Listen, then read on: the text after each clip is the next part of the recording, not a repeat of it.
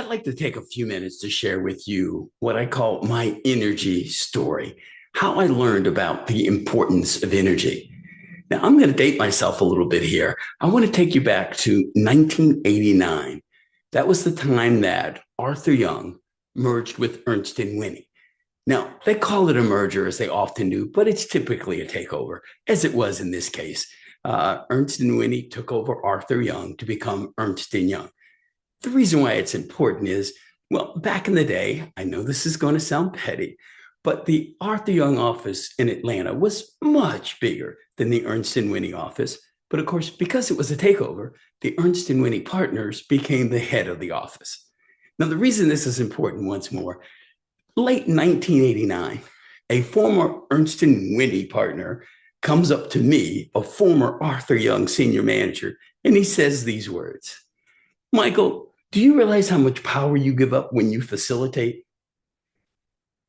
Now, he was trying to give me an amazing gift.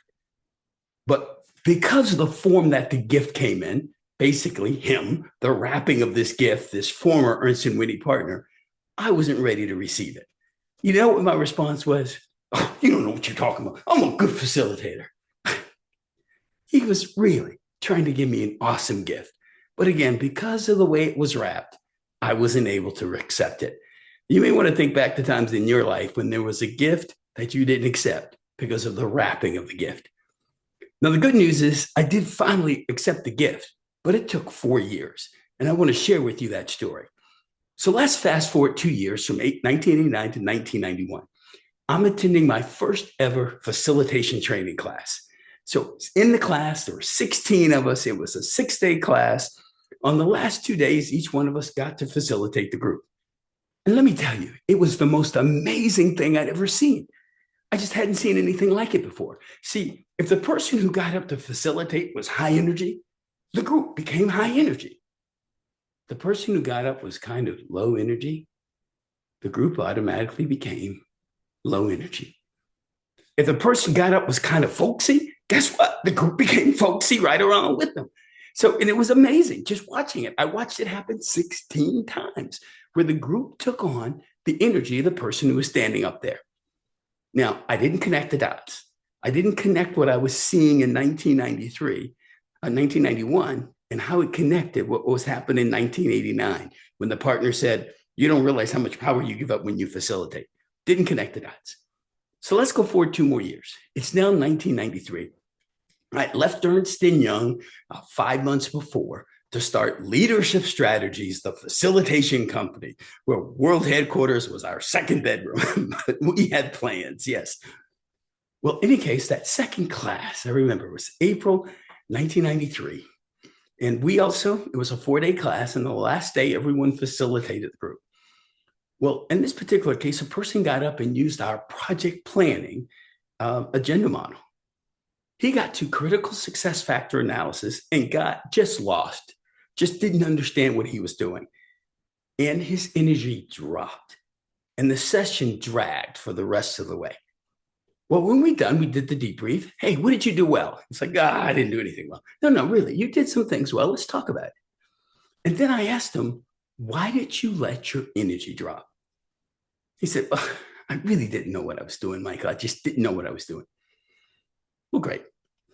As fate would have it, and we all know what fate is, the next person who facilitated used the same methodology, project planning, got to critical success factors, got completely lost. I mean, this guy would not have recognized a critical success factor if it bit him in the butt. He clearly didn't know what he was doing. But you know what? He kept his energy up, and the people followed him. I watched this. Here he was going off the mountain, and the people were going right along with him off the mountain. When the session was over, we did the debrief, and I asked them, let me ask you something. Why did you follow him? And I remember there's a woman off to the left who said, Michael, he looked confident. He looked like he knew what he was doing.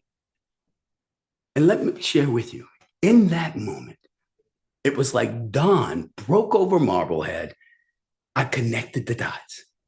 I understood what the partner was trying to say to me when he said, do you realize how much power you give up?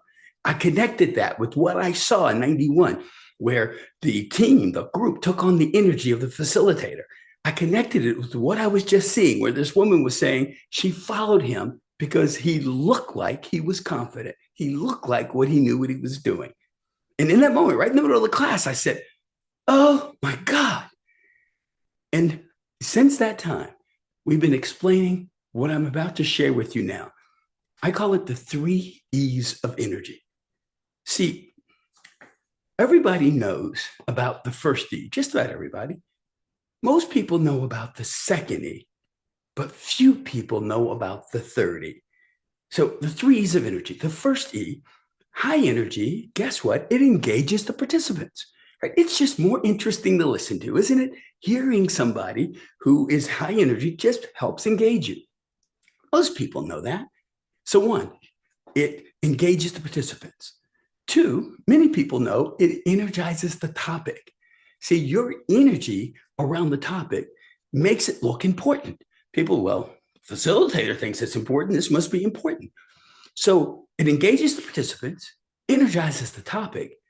It's the third one that few people know about. It elevates the facilitator. It makes you look like more than you are. High energy projects confidence. It elevates you. Now, here's the kicker. If high energy projects confidence, guess what low energy does? Yeah, you got it. It projects the lack of confidence. So what was that partner from Ernst and Winnie trying to share with me when he said, Michael, do you realize how much power you give up when you facilitate? See, when I was a consultant, when it was time to meet with a client, here's what I would do. Meet with the client and say, good morning. Thank you for taking the time to meet with me. I'd love to spend a few minutes hearing from you. What are the issues you seem to be having, the things that are keeping you up at night? I'd love to share with you, when we've done these interviews, things we've heard from other chief information officers. And if there's a way we can be of help to you, great. If not, I just appreciate you meeting with me. Doesn't that sound sincere? Doesn't it sound like I'm wanting to help this person? Well, guess what? When I facilitated, it was the exact same voice. Good morning, everybody. Thank you for being here. I'd like to spend a few minutes. Got it? What was that partner saying? He was saying that when I facilitated, that I realized how much power I was giving up. My energy, low energy, was making me look less confident. Now, I want to prove the point about high energy. It is amazing. So I get the chance to facilitate small groups, large groups, and so on, and give presentations. I facilitated a session for Rosalind Carter, former First Lady, her group called Every Child by Two, where she wanted every child by two to have their immunizations, chapters throughout the country in every state. Once a year, they'd come together in DC to put together their legislative agenda, what they wanted to push to get passed in all the various states. Well, 2 weeks after the session, I get a call from Amy, the project manager. She's laughing. She says, Michael, you won't believe what happened. I said, what, Amy? I just got a call from one of the people who were in that session you facilitated for us. She wanted to get your telephone number so you could facilitate a session for her. I said, Amy, that's funny because she said, no, Michael, you don't understand. She said, I need to get the telephone number for that facilitator that you used. Do you know the black guy with the beard, 6'4"? 6'4". Now, I'm all of 5'10". Can we say that I was elevated in her eyes and I wasn't on a stage? You get the idea. When you use energy, it projects confidence. When you use low energy, it's just the opposite.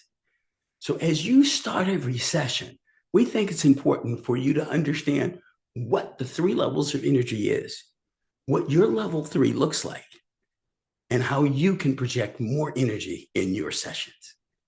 I hope this is helpful.